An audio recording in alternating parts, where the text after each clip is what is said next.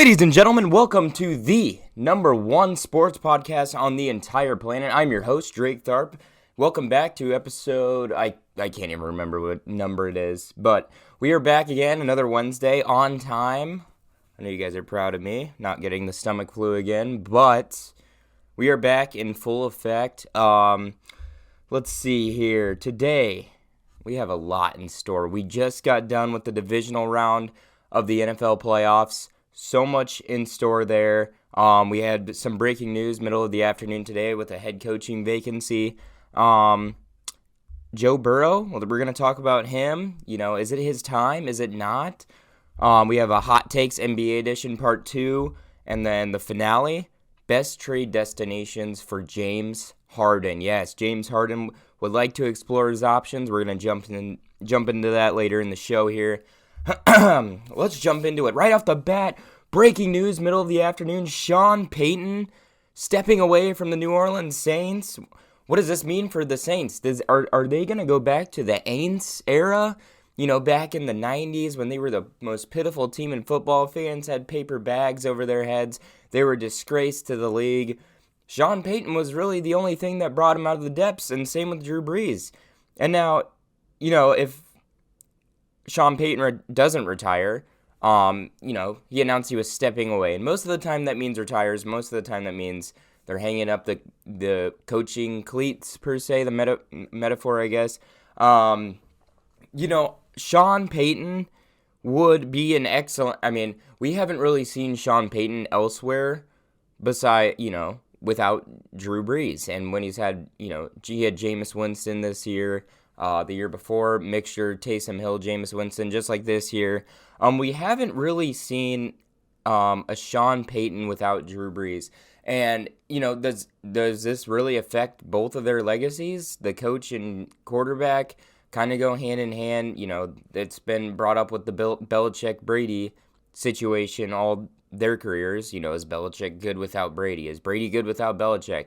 One of those is proven. Brady is obviously good without Belichick, and I think Belichick's moving along. They're both insanely good at their jobs, and that's why they won, 5-6 rings. I forget how much.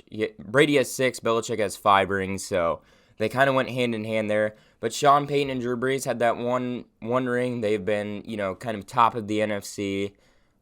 Close to every year they've been together almost. We've seen a few hit or miss years with the Saints, but the legacy of them both, mostly just for Sean Payton to have his quarterback be there his entire head coaching career and now gone, and now Payton says, I'm also out. That was my guy. I don't have him anymore. There's really no point in coaching if I don't have, my main guy. So he's hanging up the coaching cleats. But if he doesn't retire, we could see a few other spots. I see the Dolphins, for one.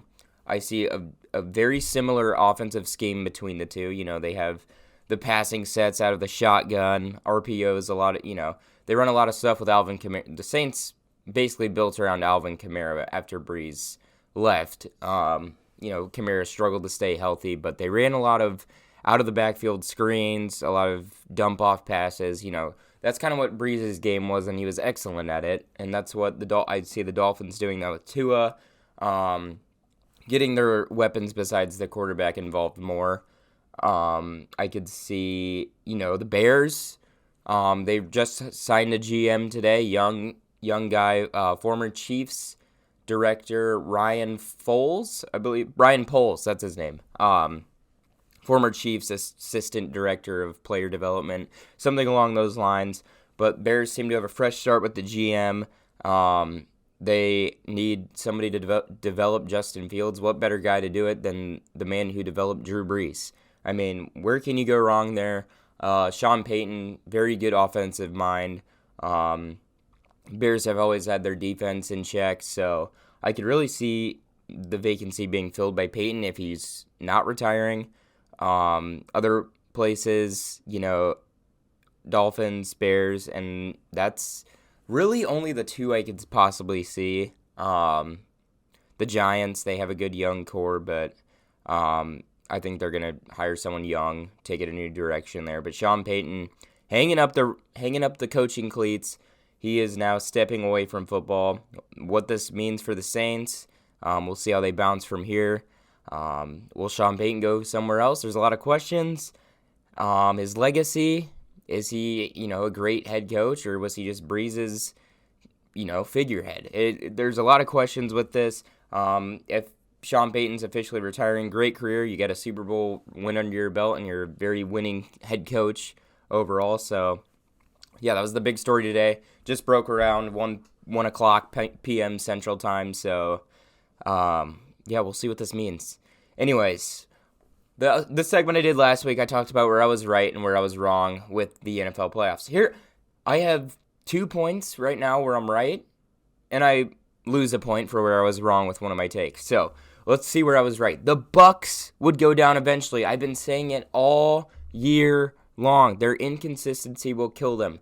And we saw their inconsistency shine through for the first 3 quarters of football. The last fourth quarter, the fourth quarter of the Rams-Bucs game was GOAT talk. That's just the GOAT being the GOAT. Tom Brady, I've said this from the beginning, the reason they're going to get anywhere is because of Tom Brady, obviously. Their defense sold. They couldn't get anything going with the run game offensively. The only receiver that got open was Mike Evans, Scotty Miller a few times, but they would go down eventually. I did predict that correctly. I said the Rams are a completely different team than the Eagles, and there I was right. They were a new beast. That first 3 quarters of football was so dominant from the Rams. The Bucs' inconsistency just kills them. Called it from the beginning. That's where I was right. Where I was also right was the Chiefs would hedge off the Bills. That game really could have gone either way. 13 seconds left. Bills take the field goal lead. And in the end, it's Patrick Mahomes pulling off a miracle. You got the fastest guy in the NFL, Tyreek Hill, and then you have the best route running tight end almost of all time, possibly of all time. We'll see in the end, though. But the Chiefs hedged off the Bills. I saw them getting a regular season revenge game here in the playoffs, and they did. But in the end, it really could have gone either way. Whoever was winning that coin flip was going to win the game. And if we can talk about that coin flip controversy, a lot of people, I've seen, Twitter blowing up. The NFL overtime rules are ridiculous. I'm not personally saying that. I'm saying people, buzzing about the overtime rules. 7 out of the 11 games that went into overtime this year were decided on the first possession. So, college does it a really good way. It gives both teams a fair chance to score. I don't know how the NFL would take that. I think the NFL sees the college overtime rules as kind of unprofessional, starting them at the 35-yard line, no kickoff. It's kind of backyard football, but it's the fairest way to do overtime. Defense wins championships in the end. You can't be mad about the rules. The rules didn't win the game. Bills defense killed them there in the end. Chiefs defense almost killed them in the end. So it was basically decided on the coin flip, I think. Whoever got the ball there was going to score. And unfortunately for the Bills fans and Bills Mafia, the Chiefs got the flip. And the best offense in the NFL showed why they were. My wrong point, kind of, all around the globe wrong. Everyone thought the Packers were going to win. I can't be the only one. Come on. But the Packers lost. As a Bears fan, this is just very bittersweet for me. Aaron Rodgers, most likely out of the division, along with Devontae Adams now, taking his talents elsewhere. But the 49ers pulling off the big win in the cold. That's where it surprises me. Playing games in San Francisco in the hot heat all year long, and then going to 0-degree Green Bay. The run game really won them the game because first of all, they have the best left tackle in football, Trent Williams. They have probably the best offensive line. It's funny because they have the worst special teams in the league, dead last in special teams turnover efficiency, and they block a punt and a field goal in that game. So that was Green Bay's game to win. They had the weather on their side. They were going against an inconsistent quarterback. All they had to do was play defense and let Rodgers do his thing. It's in the cold. It's not like it's his first tour in the cold. That game definitely should have gone to the Packers, but the 49ers continue this miracle run. They're becoming elite middle of the playoffs. I posted on my Instagram story, the Drake's Corner Instagram. If you haven't followed it, go follow it. That the 49ers were becoming elite in the middle. You see teams develop middle of the regular season. Kind of Colts did it. They lost it towards the end of the season, but we've seen teams develop over the regular season. It's rare to see teams like this become elite middle of the playoffs, playing games against top-tier teams. Niners have faced the Cowboys and now the Packers, two of the most balanced teams in the league, and they just made the best of it. It's all run game, too. It's amazing. It's old-school football, defense. We'll see the 49ers-Rams game. Chiefs and Bengals. These games are going to be thrillers again. I didn't really touch on the Bengals Titans as much, but I kind of had a feeling Joe Burrow was going to do his thing. I think it was going to be a quarterback battle in the end, and the Bengals defense surprisingly came up and won them that game. It's surprising to see. On paper, you don't see the Bengals as a top tier team. Defensively, if you look at their secondary, you'd be like, oh, these are middle tier guys. If you look at their linebacking core, probably can't name most of them. But they do have an elite safety, but most of the other people on their defense, you can't really call elite. They have a very good scheme, though, a great scheme against Derrick Henry. They forced 3 interceptions, and we'll see how their defensive scheme plays up against the Chiefs. But yeah, it's big rematch of the regular season. If you remember the Bengals-Chiefs game, that was absolutely ridiculous. Could have gone either way. But the Joe Burrow that's where he caught his momentum, right after that Chiefs game. Now, that's where I want to talk about next. Joe Burrow, is it his time? I don't think it is his time just yet. Joe Burrow will be a Super Bowl champion and probably a regular season MVP here in the near future, next 5 years. I would say they're slowly becoming a Chiefs-level offense with Jamar Chase. They have a great running back in Joe Mixon. They have a great receiving core with Boyd and a few other guys I can't name right now. They're not coming to my head. But they do have an elite offensive scheme. They have great route runners. Joe Burrow's a slinger. Their defense on paper needs work, but they've done everything perfect to a T for the talent that they have. For right now, I think this is the Mahomes, Josh Allen kind of era in the AFC. Joe Burrow and I think Lamar Jackson as well will jump into the mix here sooner rather than later. But those 4 guys, Mahomes, Allen, Burrow, and Lamar Jackson, all 4 of them, it's going to be a battle for the AFC for the next 10 to 15 years between those 4. So Joe Burrow, I think it's Mahomes' time. I'm calling the Chiefs right now, 38-28 win against the Bengals. And on the NFC side, I'm calling the Rams win 20-13. It'll be a touchdown win. We'll set up a Rams-Chiefs Super Bowl. And yeah, that's my predictions. Maybe a spoiler, who knows? But with Joe Burrow, not his time yet. It will come, though, in the next 5 years. Give him a season MVP or a Super Bowl win. One of the two. I just touched on the Packers. Top destinations for Aaron Rodgers. Rumor, he posted on his Instagram story right before the regular season started with Devontae Adams that it was the last dance. I've touched on this before. It's the last dance. Basically, you got to think it's the last season or he's out of Green Bay. And, yeah, that's the most likely it's going to be. Top destination, I see, number 1 for sure, Denver. West Coast, Rodgers has made it clear that he wants to be in the West Coast. They have a very young receiving core, celebrity lifestyle. He can live it there. They have a young running back. Defense has always been a shining point for the Broncos. Denver, number 1 spot for me. I think the smartest option for him, it's on the East Coast, but they have a Super Bowl caliber defense. The Pittsburgh Steelers, like I said, Super Bowl caliber defense, young receiving core just like the Broncos with Claypool, Juju, Deontay Johnson, much more mobile, precise Roethlisberger is what Mike Tomlin needs. If they have Roethlisberger, they'd be in the AFC Championship. Or if they have Aaron Rodgers, they're in the AFC Championship with that squad. Najee Harris as well, great running back. But East Coast, maybe not his thing. Let's jump to number 3, another West Coast team. San Francisco. If you think about it, their only weak spot is quarterback, Jimmy Garoppolo. Inconsistency. In the midst of the West Coast spotlight, that's where he'd be, right in the middle of it, right in California. San Francisco, his dream team since he was young. He was always fond of the 49ers. He wanted them to draft him.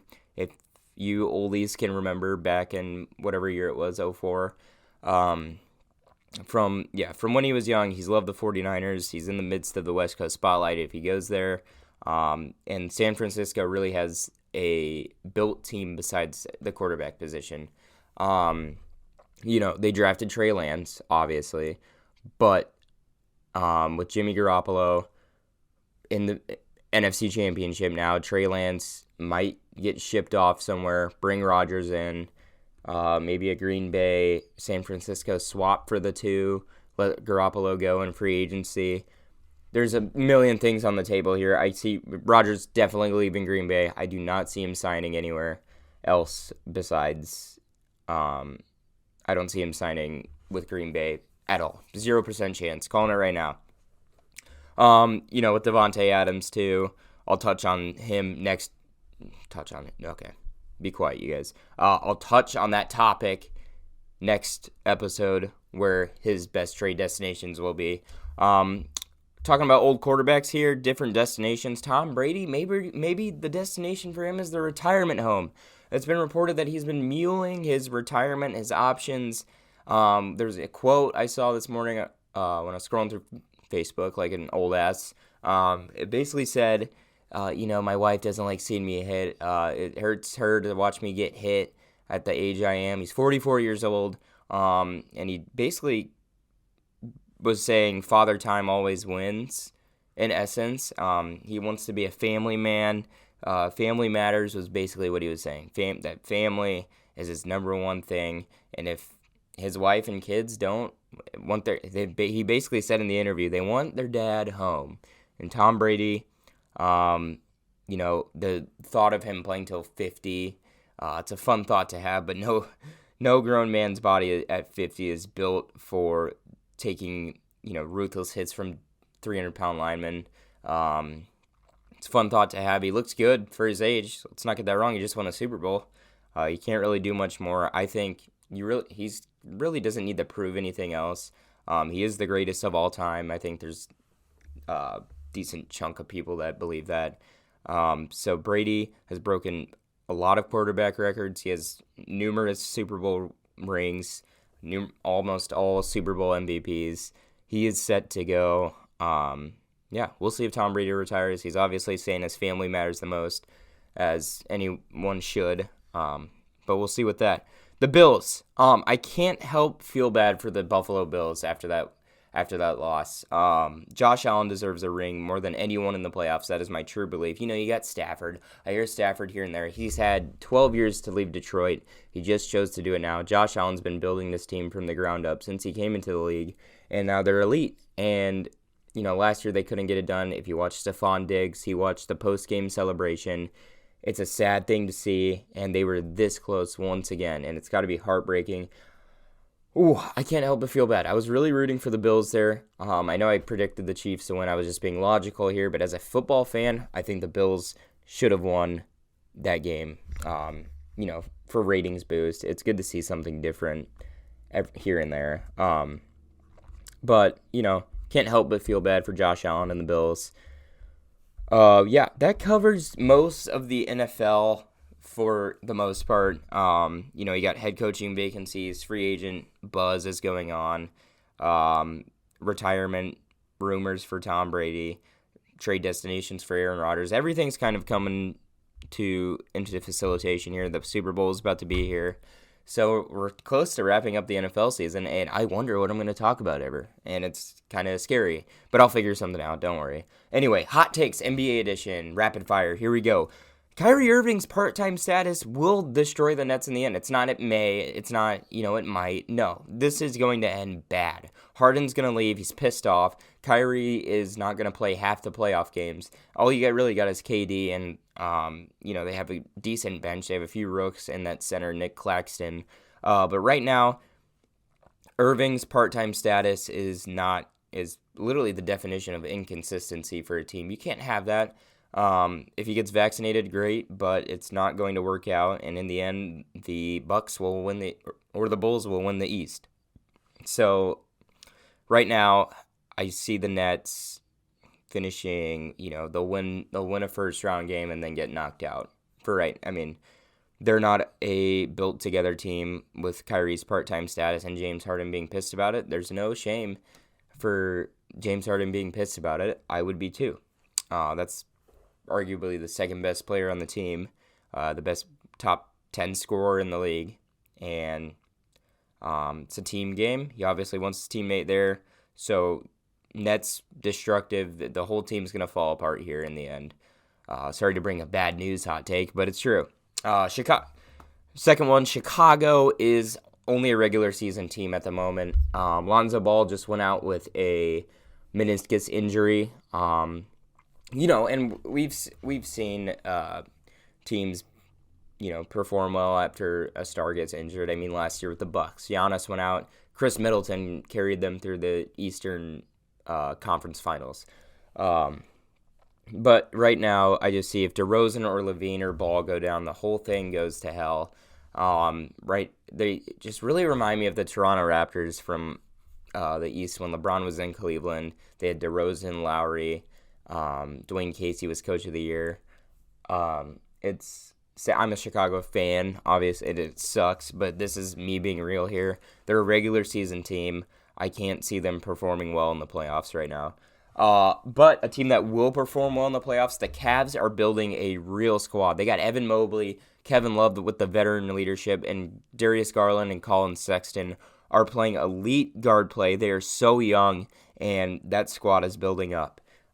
You can't help but think that it's a free agent hotspot here, close to free agent time. We'll see, how they play out in the East. The East is relatively weak besides the Bucks, maybe my Bulls and the Nets full-time employees, but they could be a fourth or fifth best team in the East and maybe make a playoff run, kind of like the Hawks did last year. No one really expected the Hawks to make a run, but they did in the end. So yeah, the Cavs are building a great young squad. I like what they bring to the table. They have great defenders. Garland and Sexton are cash guards right now. Garland and arguably an all-star starter right now. So we'll see how we'll see how their organization pans out here in the long run and in the playoffs. So that's the rapid fire NBA take edition. Here we go. Finale of the show. James Harden, best trade destinations. We've seen him complain about Kyrie's part-time status. He'd like to look at options. So here's the three best teams I think he could go. 76ers, a Ben Simmons Harden swap. Get this whole thing over with. You get another elite scorer on the 76ers to pair up with Embiid.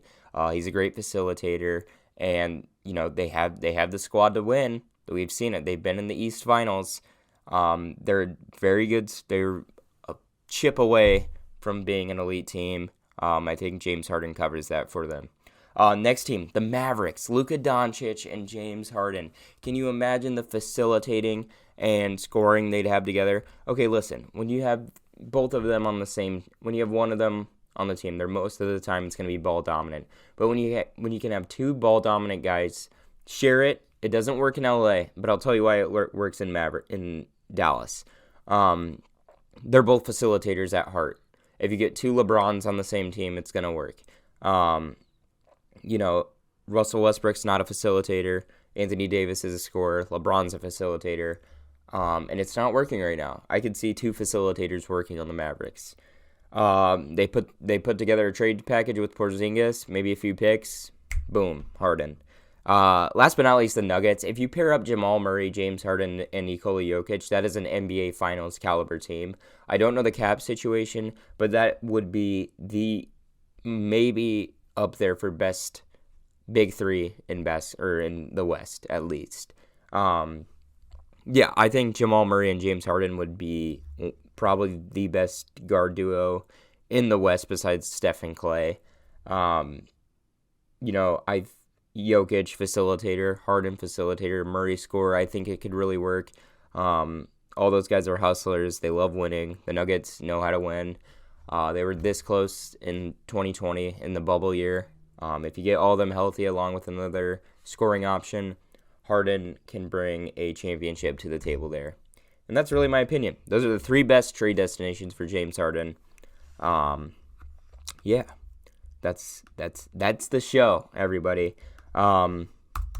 Sorry, this was a really opinionated episode and just me going through facts. But that's where we're getting down to. I can only give my opinion on things. There wasn't really a ton of news besides a coaching vacancy and results that I can talk about. But anywho, thank you so much for watching. I plan on putting out another vlog style video this week. I couldn't last week. I got sick, as you guys remember. But I plan to drop a video tomorrow and then on Thursday as well. So, or on Wednesday and Thursday. So, yeah. It's Tuesday right now. Sorry, my head's getting all mixed up. Calendar issues. Huh. And big news. Sorry for the late announcement, but I am planning. This is in the works. I'm planning a kind of a website. There's going to be my content on there, articles written by me. So if you're interested in sports writing, shoot a comment down below. I'd love to go through details and everything. Open to everything. If you want to do some non-profit sports writing just for fun, hit the comment section, hit my inbox. You know where to find me. Thank you so much for watching, everybody. This was fun, and I'll see you guys next Wednesday. Sorry. Can't talk. Peace.